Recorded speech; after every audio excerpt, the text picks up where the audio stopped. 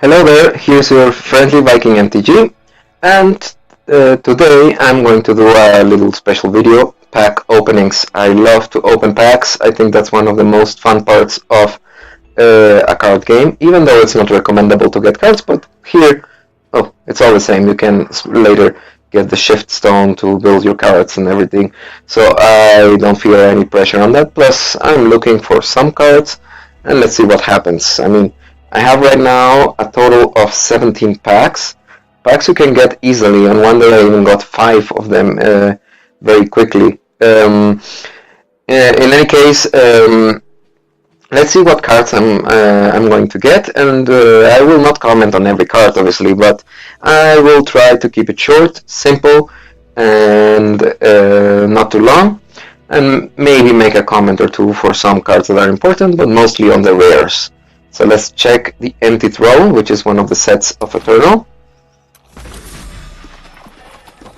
Beautiful. So let's see, anything interesting. This one is always fun. Let's go to the rare. I don't see anything very interesting. So here we have something for Fire and Justice. That's not bad. I mean, potential 3/3 for 2. It's nothing big because I've seen a lot of creatures that tend to hit this benchmark very easily. So let's open the next pack.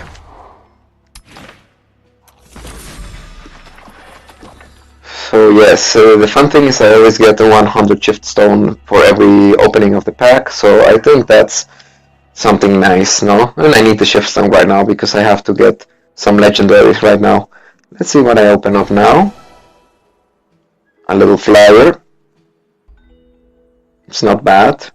Play a spell from your void. Always good to have recursion. Next pack.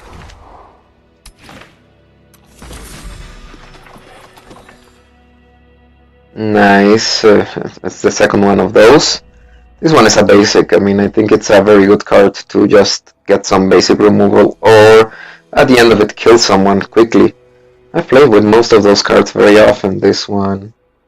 The Bright Mace Paladin, the Cabal Cutthroat, and a land. Dual lands are very important. Check, and the rare in my favorite colors is each weapon in your deck. Oh, that's a nice one. That's something that you could work on a weapon-based deck. So, pack number 4. Again, the same dual land, sorry, I'm talking magic here, dual power. Nothing too exciting here. Oh, this is a nice one. This is one of those I was looking for. So one less to build with shift stone, that's nice. Yep, nothing more. Pack number 5. Is it 5 already? I can't count. I think this one is 4. Oh, nice foil. I love how these foils look here. I do not tend to play in physical media with the foils because they tend to wrap and bend and everything. But here, well, obviously they will not bend because they do not exist. So yeah, it's nice to play with them. And the cockroach. The more you have, the better. Pack number 6. The Empty Throne has some interesting things. I mean, this is also a very big basic for shadow decks. I love this one especially. Rebel Soldier.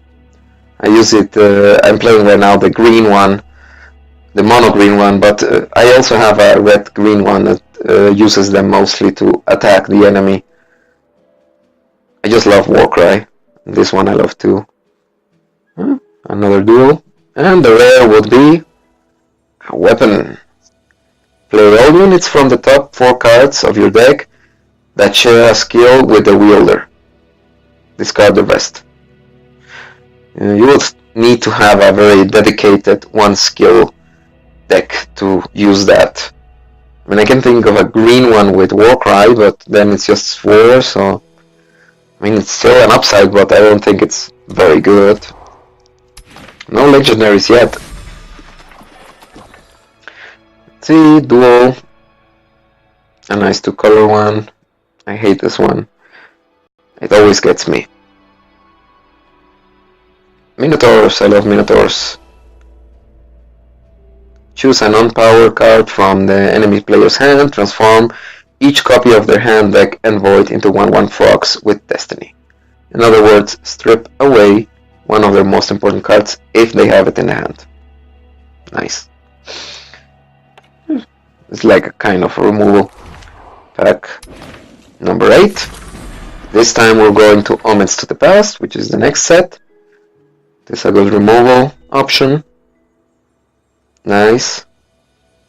This one looks much better than the previous set. I'm liking some cards already. This is a good card draw. Let's see the rare. Still no mythic. Warp. Your power cards have warp. I never liked that one especially much. So there we are. Pack 9. Still some duels, a weapon, a Valkyrie Renouncer. Okay. For a common, not bad. Still no legendary. Slime, Spitter, Slug. Summon. Each unit with flying gets -1/-1 for each of your units. When an enemy unit dies, you gain 1 life, and Slime, Splitter, Slug gets +1/+1. So it gets very big if you manage to keep creatures, which is not that unreasonable. A duel. This one is fine. The Xenon Cupbearer. Another duel. Nice. This one I don't know. Caleb's Choice.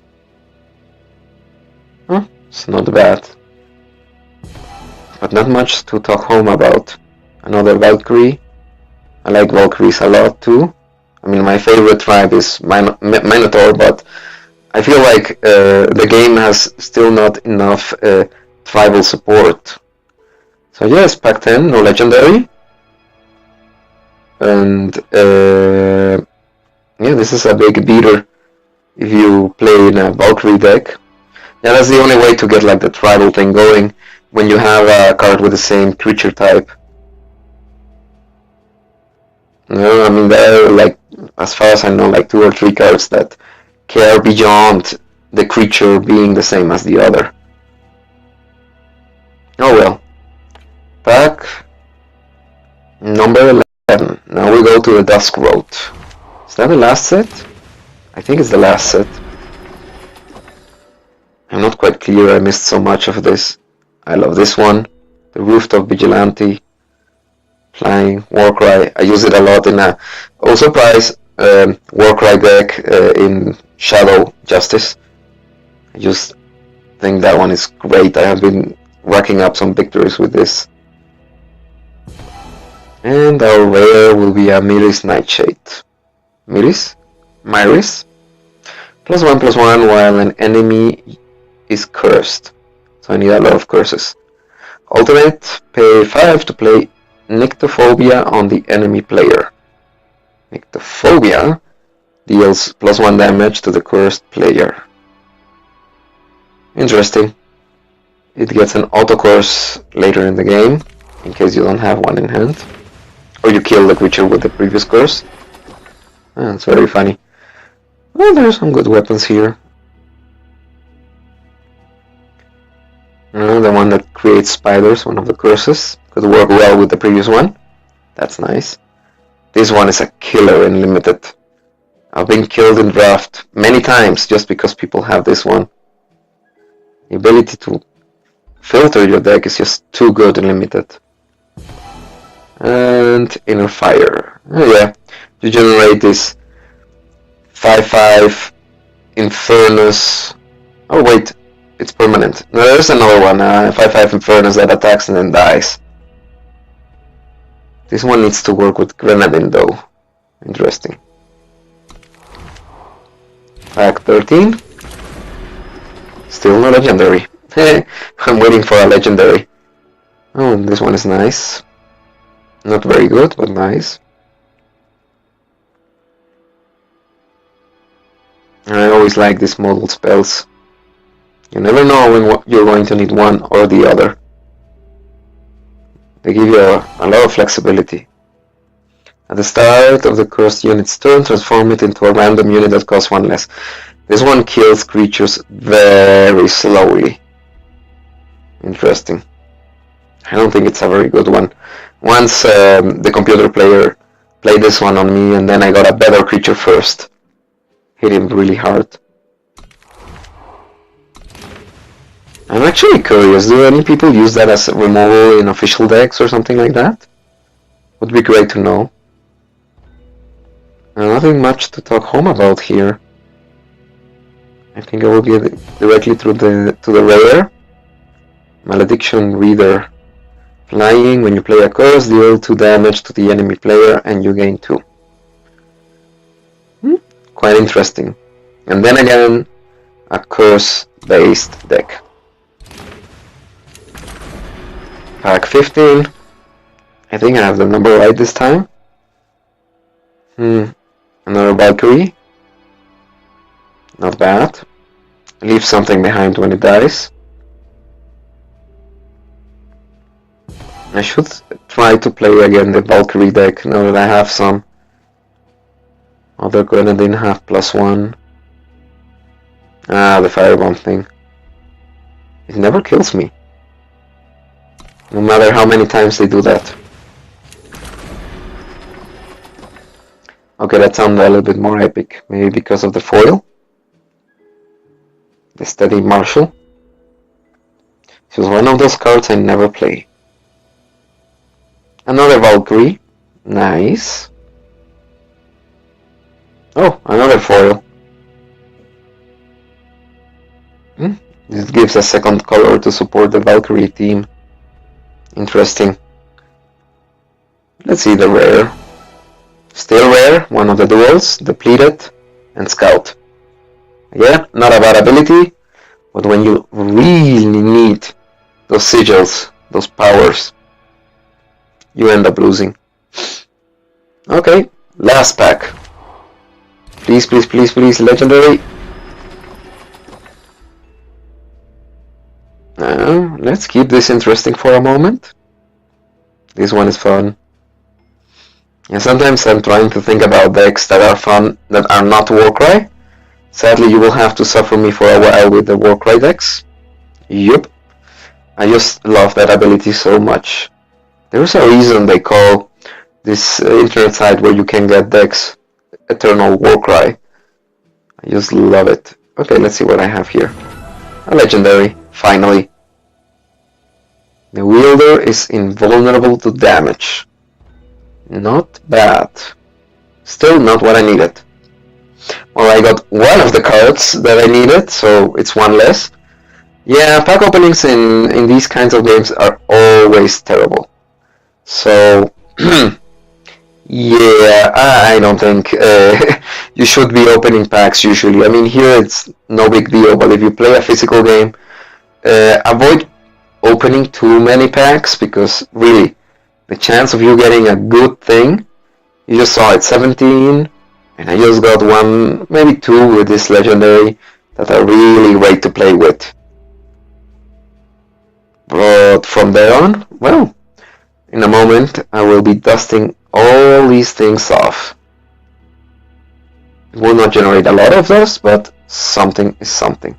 Well then, this was your friendly Viking MTG. This was the pack opening. 17 packs, and you saw the odds.